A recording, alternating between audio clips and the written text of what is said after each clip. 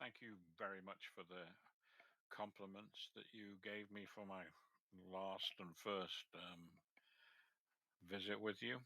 Um, Trying to think of good subjects to talk about that would be of interest to anybody.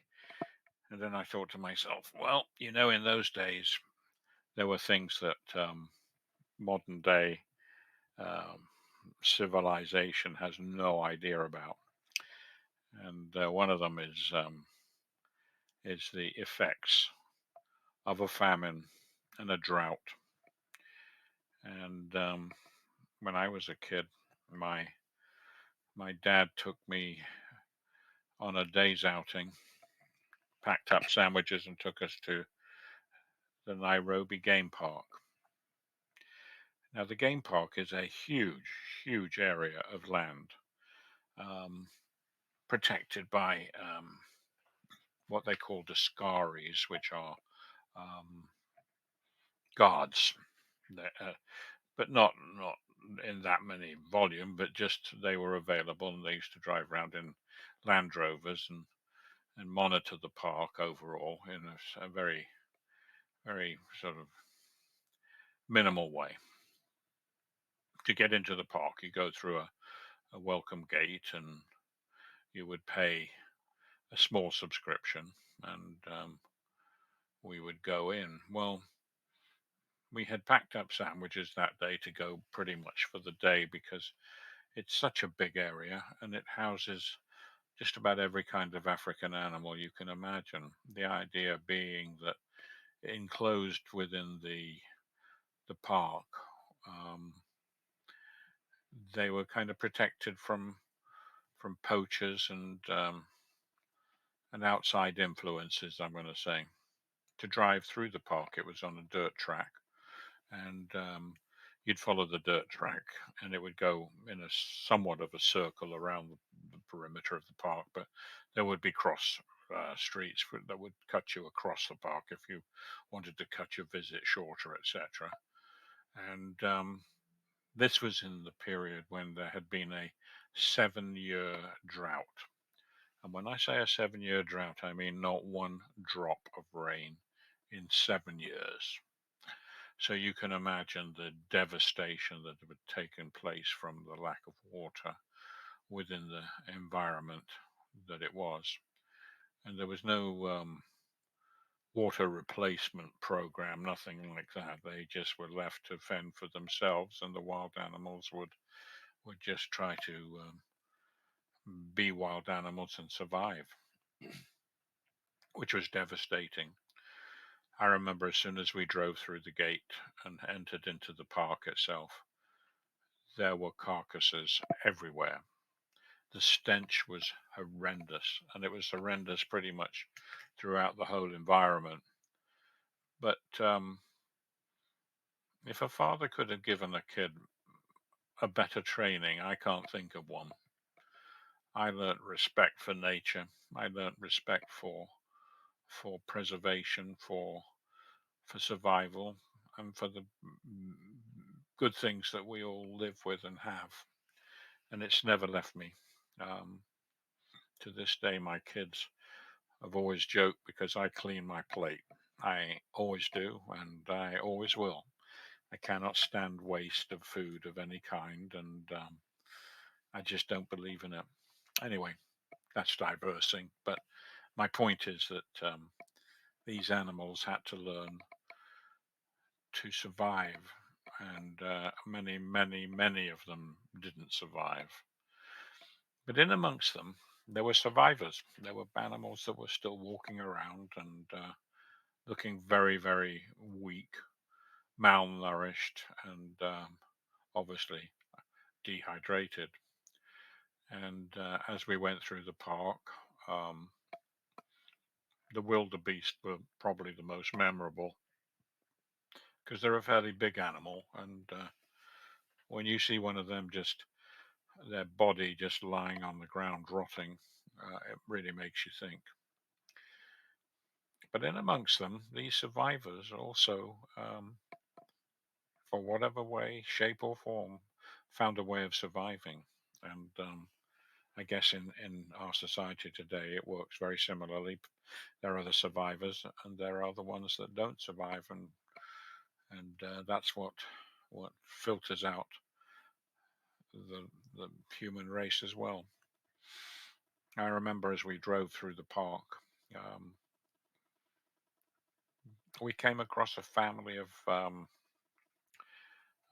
baboons, a big family. There was probably about 15 of them. They were running around, and I guess they'd found a way to eat whatever berries were on the trees, or rummage amongst carcasses. I don't really know how they were surviving, but they were making it work. Um, and at the time, my dad had taken with him a 8 millimeter cine camera. You know, those are the cameras that they used to have where they'd have a spool which you would replace inside the camera, and the spool would be about 25 feet long. And you take a limited amount of video, then replace the spool with a fresh one. And I remember at the time we were driving through the park and we'd come across this family of baboons in the distance, not that close to us. So he stopped to change the spool on his cine camera. And in those days, we didn't have air conditioning in the old Morris 1000 car. Um, so he had cracked the windows. We'd both, opened them up a bit, and we were looking at the camera and changing it and so on. And as I sat there, I suddenly got a shock. A big baboon had jumped up onto the hood of the car, and he was looking through the windshield, staring at us. Then another one jumped up onto the hood of the car.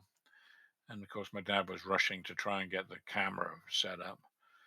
And while we're sitting there, all of a sudden, an arm comes in through the window. And it's one of these fellas. And they're he must have climbed up on the roof. And he put his arm in to try and grab whatever he could grab through the window. And I remember getting a really big stir because it was scary. And these guys don't let go when they grab you. And so I remember yelling to my dad, and we we tried to get him out by smacking him with a magazine, a rolled up magazine, to get his hand out so we could close the window manually, crank it up. Took a little while, but eventually we got it cranked up. And so these guys were all climbing all over the car, still thinking they could get in.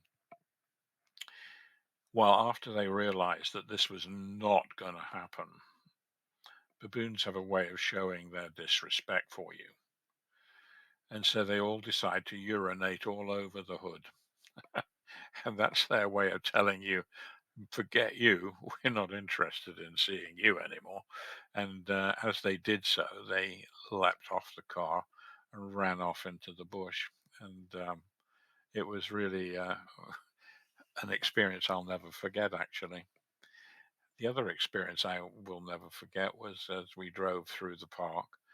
Um, there was a pride of lions, and probably about 6 of them, and they looked so scrawny. They were nothing but skin and bone, and they were lazy because they had no energy and were lying right next to the side of the road, totally disinterested on the fact we were driving through. And I remember looking down at them and feeling so terribly sorry for them, because when you see an animal in that sort of state of um, being run down, it makes you really realize that life is very precious, and you have to appreciate your resources and keep it that way. You've got to look after stuff.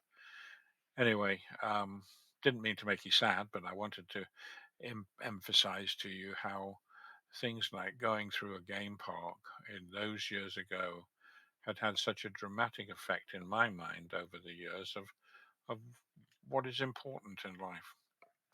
And when you see these tragic stories of the hurricanes and the twisters that have gone through most of the United States, those poor people that suffer from that.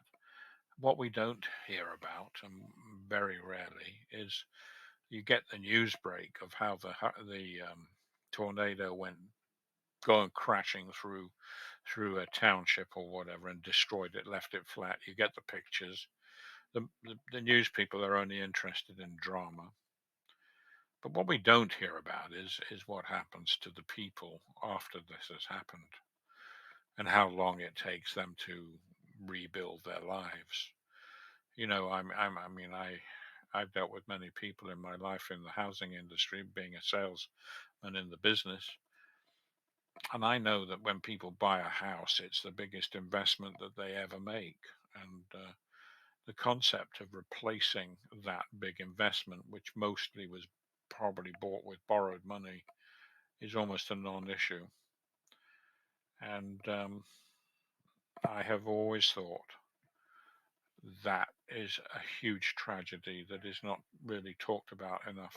It's not There's not enough help. Um, I know we all want to help, and we're all tied up in our busy lives, and it's difficult to do that. But there's got to be a way that we can have the ability to jump into action and help people.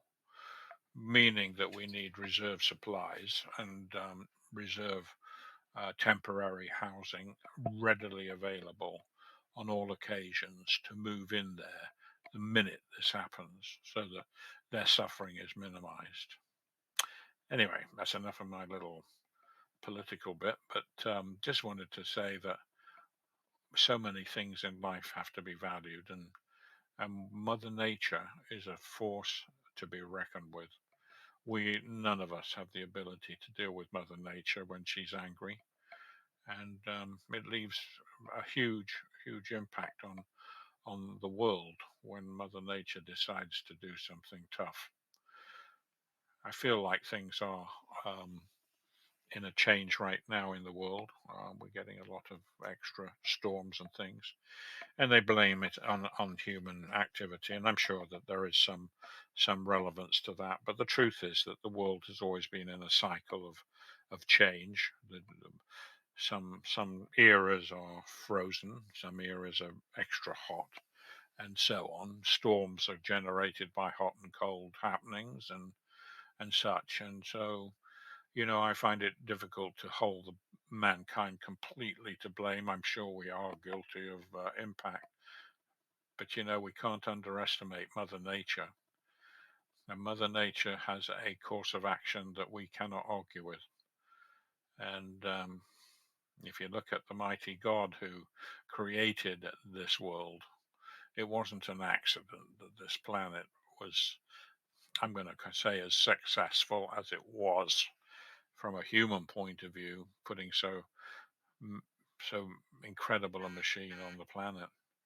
Anyway, just want you to all think for a little while about how very, very lucky we all are. Have a lovely day. I'll talk to you soon. Bye bye.